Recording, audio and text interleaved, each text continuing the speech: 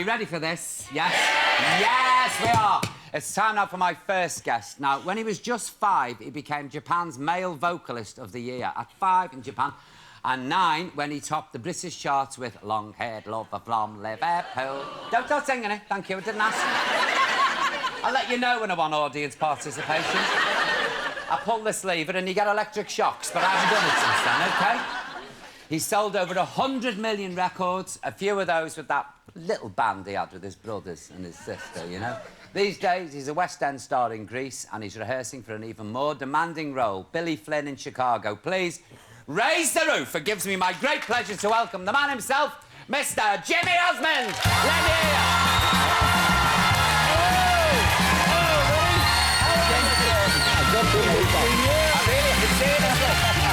Jimmy, you hit yourself down. Come on! Jimmy, you're a legend. No. Sit yourself down. It is such an honour. Jimmy, you're very welcome. You're very welcome. But where's Olga? Oh, she's gone. Shinny does part-time. No, Shinny does the top of the show. She is so fun to watch. I love watching your show. I'm a big fan. Oh, thank you. Have you watched it then? I have, I have. Do you know what fascinates me? In Japan, you were the top male vocalist. Oh, you know, I didn't know what happened. We were on tour, I guess, with Andy Williams. And someone from Sony came up and said, could your kids sing in Japanese? And, of course, I gave it a go. I was the first American to ever do that. You're joking. You're at that age as well. It's called Chichana Koibito, which means my little darling. And had a series over there, a television series. And it was called Nicho Warai Gekijo, which you don't want to know. But it was great fun. It was great fun. How long did you spend in the Far East? Oh, you know, back and forth, you know, for several years. Yeah. I started actually representing other artists. Yeah. Because I would do commercials or whatever, and then they actually would call me to say, hey, do you know any of your friends that we could put in various productions? And so I got involved in brokering deals for other entertainers, which was a great fun for me, you know. See, you're the brains, aren't you, the family? You're Not really. Jimmy, come on, you're the bit... Donnie's told me this. I'm the cleanup guy, you know? Donnie's told me, he said to me, and I remember it well, Jimmy is the brains. He said, seriously, Jimmy could do his tax return at the age of 12. I mean, I can't do it I at had the age to. of Nobody 30. else to do it for me, you know? How did you persuade the family to get back together on stage? Well, you know, you can't really disband a family, but, you know, 50 years together in show business is a long time. And it's something to celebrate. And I didn't want it to go by unnoticed, because my brothers worked so hard. And there'd be no Donnie, Marie, or Jimmy if it wasn't for the 4 older brothers. And we started out by producing a show in Las Vegas, and it went so well that I went to my brother Donnie and I said, hey, why don't we try a Wembley show? Because people over here have been so loyal to our family. It's amazing. Listen, we're all Osmond fans. It's just sorry. amazing. Aren't we don't deserve it. Jimmy, seriously. I am. But we really don't deserve it, but it was so amazing. We put the show up for sale. It went out in 1 hour. And then we ended up playing two Wembleys and then an O2, and all across the country. And it just did my heart so much good to see my brothers have one last round together, which was so cool. Because my brother Alan retired. He has multiple sclerosis, so it was so cool. He went all over the world with us one last time, and what a way to go out, huh? Wow, it's amazing. Really cool. Look, we've got a clip here, Jimmy. Oh, cool. Fair, please, if you would, let's say the Osmonds reunion tour.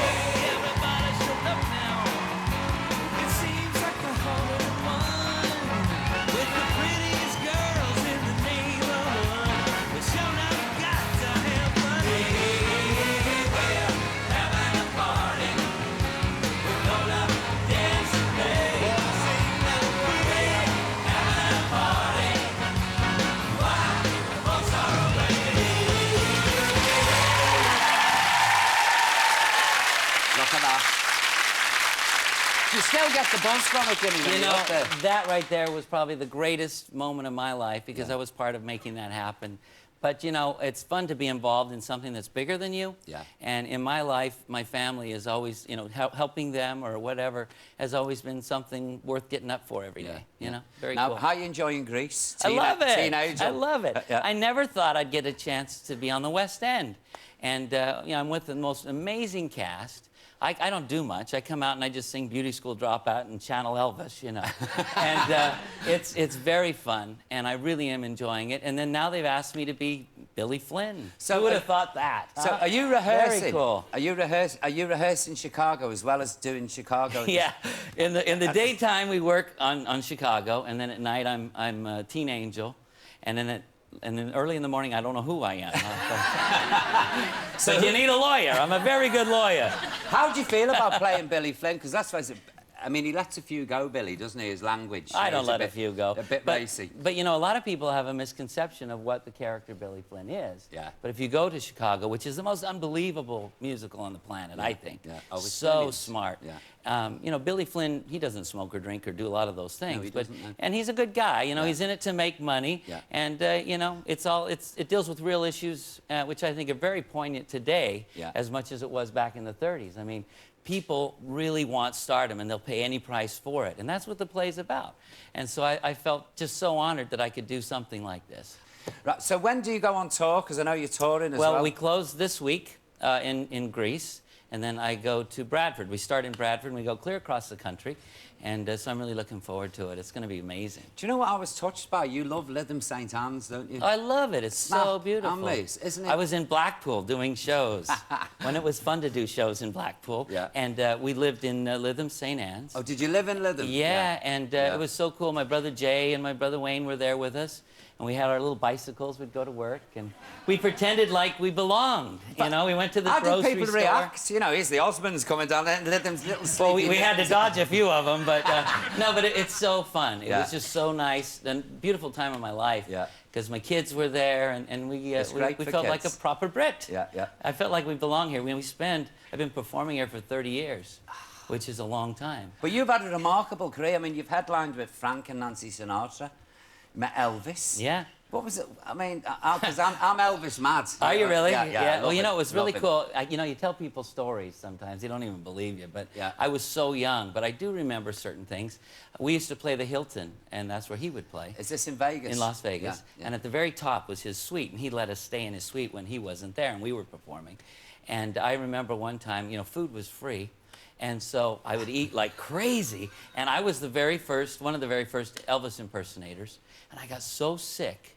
And I was saying my song, I want y'all to know that. And I'd stare at this woman, and I threw up all over the front row. I did.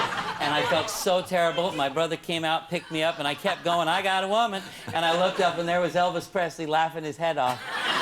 And I probably got the best standing ovation I've ever had in my life because I never gave up.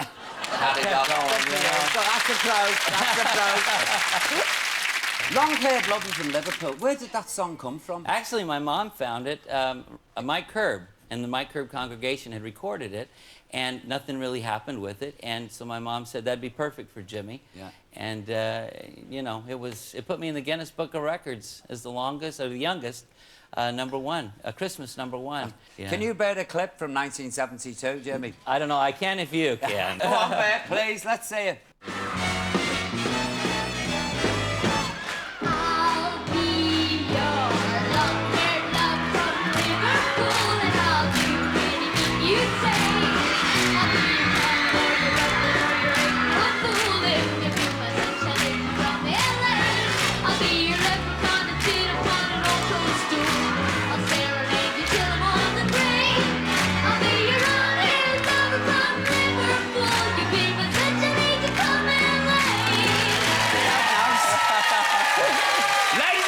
Please, the man himself, Mr. Jimmy Osmond. Come on! Come on! You're very kind. It's a pleasure, a real pleasure. Thank you very much. No. Oh, I enjoyed that. We might have a sing of that in the ad break, shall we? Yeah. Okay. Right now.